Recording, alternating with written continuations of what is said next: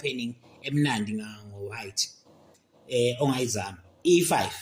e4 e4 opponent adlala e5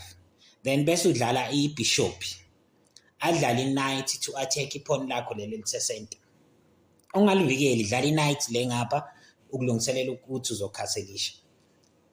uzoyithatha le pawn because it's not a protected pawn ayivikeliwe so uzoyithatha bese udlala the second knight egu B uyise ku C3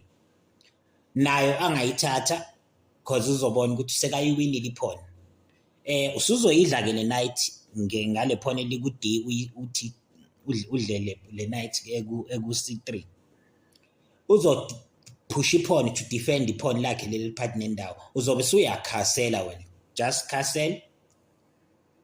isikhathi esiningi uzobona uzothatha ibishop azophina iknight le ayiphine ku queen ukuthi ngeke usakwazi ukuyinyakazisa le knight ngoba ma move knight uzoshaya iqueen but uvela uyisuse iknight ushaya ipawn ngayo ipawn le evikeliwe le ayivikelile ngepawn lakho uyishaya ngaleso sikhathi iqueen yakho uzobona ukuthi usezobela thatha ibishop azoshaya iqueen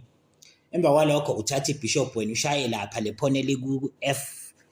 F7 check fana move force move ufake ibishop checkmate izame